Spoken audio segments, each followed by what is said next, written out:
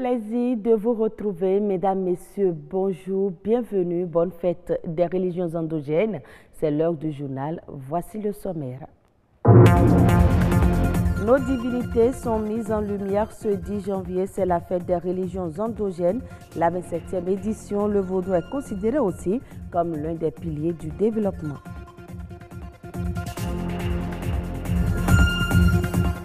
Nous avons plusieurs divinités au Bénin. Parmi elles, Atigali, elle protège, dit-on, contre les maladies et la sorcellerie.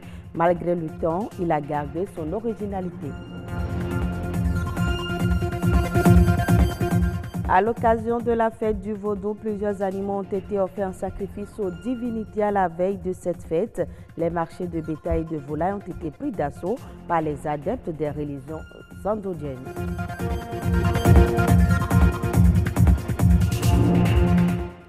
Le Bénin célèbre aujourd'hui 10 janvier l'édition 2019 de la fête nationale des religions endogènes, une célébration qui rend hommage aux différentes divinités et qui se caractérise par des prières, sacrifices et autres démonstrations culturelles et cultuelles.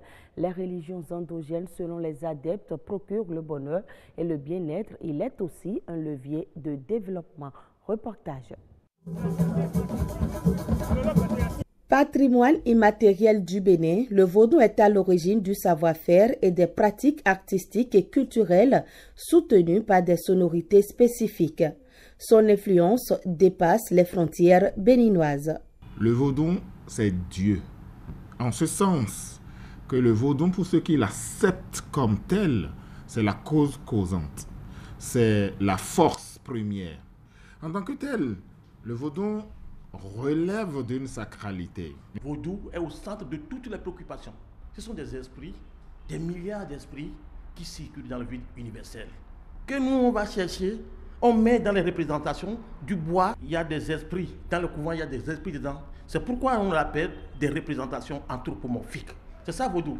Commémorer chaque 10 janvier la fête du vaudou, loin de son aspect festif, revêt une signification plus profonde qui transcende les générations.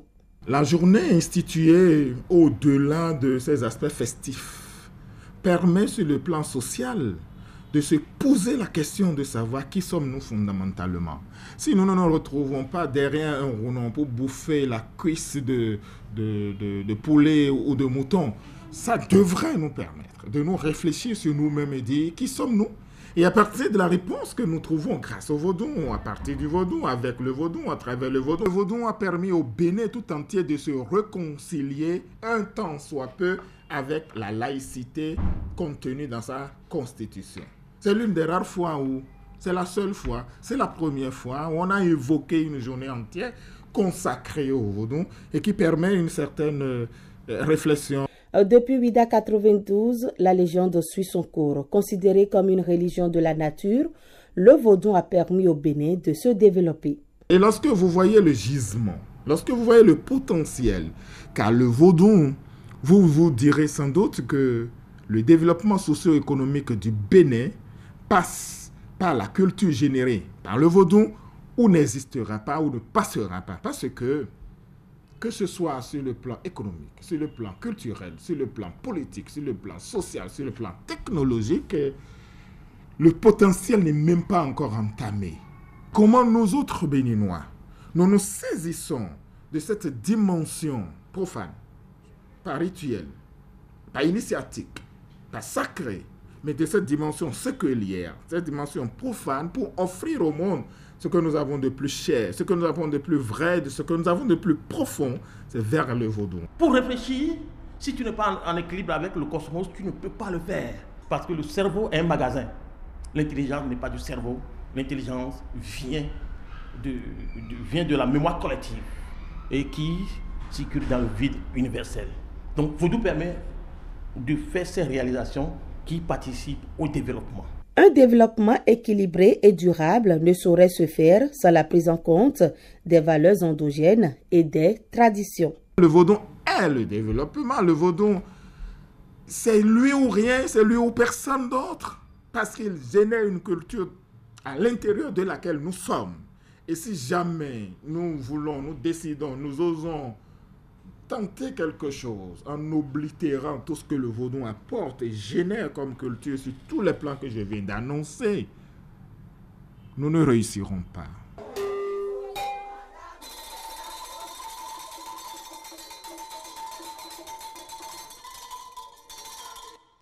Le vaudou Atingali est une divinité à 3 têtes, 6 mains et 2 pieds, assimilable au Chiwa indien. Atingali a fait le tour de l'Afrique de l'Ouest avant de s'implanter au Bénin.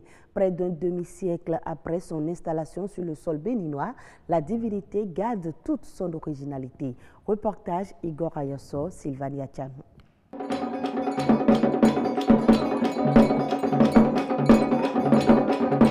Autrefois connu pour lutter contre la sorcellerie, Atingali est la divinité qui sélectionne ses adeptes après consultation. L'adepte du Atingali s'identifie des autres de par son habillement. Outre le vêtement blanc qui le confond à des adeptes d'autres divinités, l'adepte du Atingali dispose de signes bien distinctifs.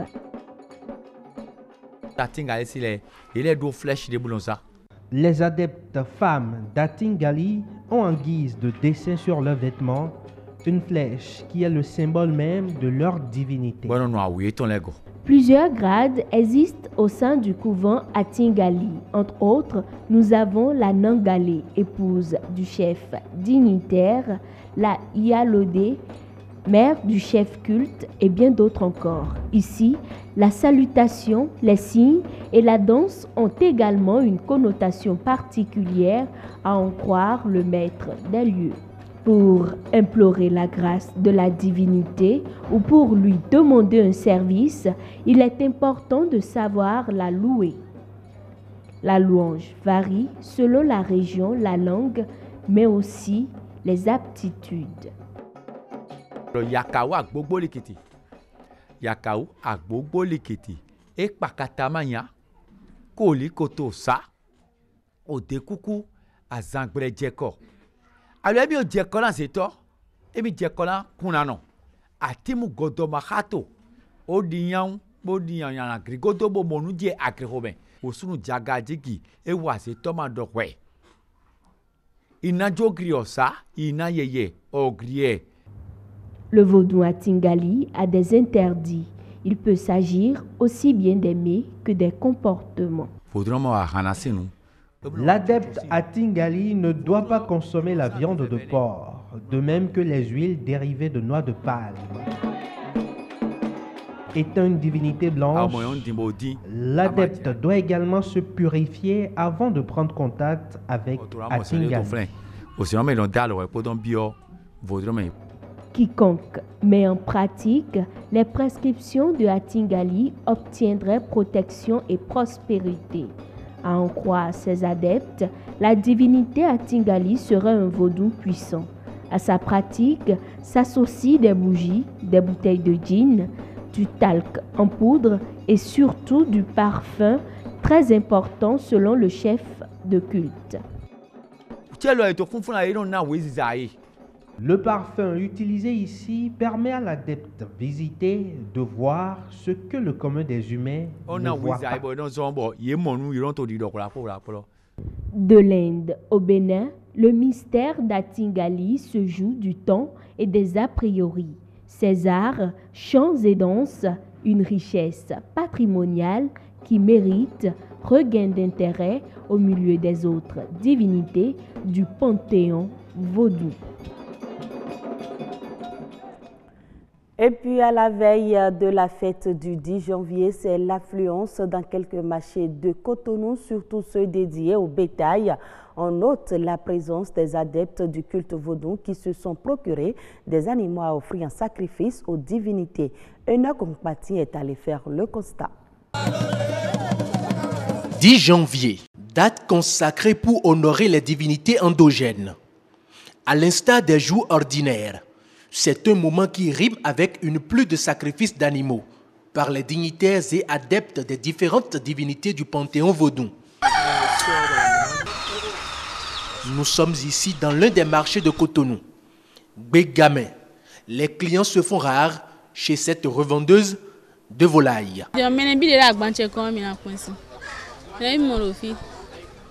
Il n'y a pas d'affluence. En plus, les marchandises sont chères. Les prix varient selon la proportion des animaux. La situation économique est indécise. Ce revendeur ne partage pas la même opinion. On vend, il y a des gens qui viennent, les religieux traditionnels viennent pour payer les poulets. Il y a quelqu'un qui vient payer les canards, les œufs, les pigeons. En tout cas, on vend quand même. Les canards sont à partir de 5 000 jusqu'à 8 000. Les dindons sont à partir de 15 000 à 20 000. Mais les poulets sont moins chers puisque les autres restent. Donc, il n'y a pas, on va augmenter l'argent, on va dire non, non. À quelques mètres d'ici, nous voici au marché de bétail de Weiho-Vodje, toujours à Cotonou. À notre descente, nous avons croisé ce haut dignitaire qui s'apprête à embarquer ses moutons, à sacrifier une fois chez lui. Je suis venu acheter des moutons pour des sacrifices à mes divinités. Je suis attaché à cette divinité Gou parce qu'elle fait mon bonheur.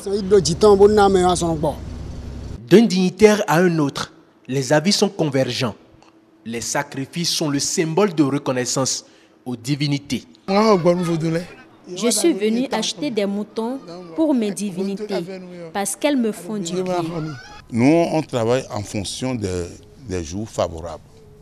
Donc hier, c'était un jour favorable que nous avons déjà immolé.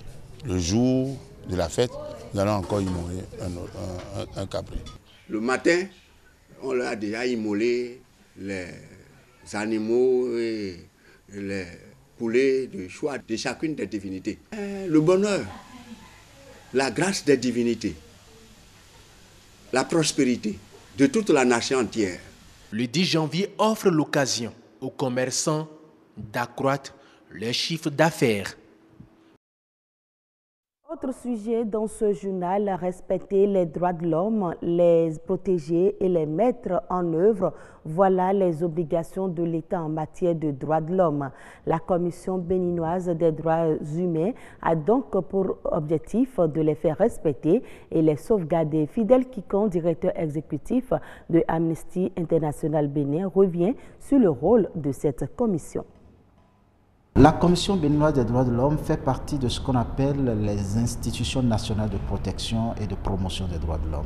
Et chaque pays qui est partie au Conseil des Nations Unies est obligé de pouvoir démontrer sa bonne foi de mettre cette institution en place qui est à mi-chemin entre les institutions étatiques et gouvernementales et les institutions de la société civile. Pour nous, c'est une fierté de plus de remercier, de féliciter le gouvernement, l'Assemblée nationale, bref, le Bénin, parce que après le coup fort par rapport à la question de la peine de mort, l'abolition de la peine de mort, après les vérités assez positives que nous voyons dans la protection des droits de détenus, c'est quand même une troisième victoire, un troisième signe fort de la volonté politique de pouvoir protéger les droits humains que de mettre en place la Commission béninoise des droits de l'homme. Disons 3 catégories de rôles. Premièrement, le rôle de conseil. Le rôle de conseil, c'est toutes les actions de promotion des droits de l'homme que la Commission peut avoir et tous les avis, toutes les recommandations, tous les renseignements que cette Commission peut mettre à la fois à la disposition des pouvoirs étatiques qu'à la disposition des organes de la société civile pour pouvoir aller de l'avant sur l'indicateur droits humains. Le deuxième rôle, c'est un rôle de contrôle. Le rôle de contrôle, c'est toutes les actions de recherche, d'enquête et de rapportage que la Commission peut diligenter de sorte à pouvoir s'intéresser aux allégations, clarifier les allégations ou les violations des droits de l'homme et pouvoir demander des réparations conséquentes. Le troisième rôle, c'est un rôle d'accompagnement. Le rôle d'accompagnement de la Commission béninoise des droits de l'homme est ce rôle-là qui lui est dévolu de s'auto-saisir de certains cas, mais aussi surtout de pouvoir faire de l'appui, de l'assistance juridique pour des cas que des individus ou des associations porteraient devant les juridictions et qui seraient relatives aux questions des droits de l'homme. La Commission béninoise des droits de l'homme, en sa troisième catégorie de prérogatives, pourrait se constituer par exemple en ami des cours et apporter des éléments aux juges pour pouvoir mieux comprendre les situations qui sont devant eux. Donc voilà les 3 catégories de rôles qu'une commission nationale des droits de l'homme, donc la commission béninoise, peut jouer. Ainsi se referme ce journal. Merci de nous avoir suivis et très bonne fête aux adeptes du culte vaudou. Afrique.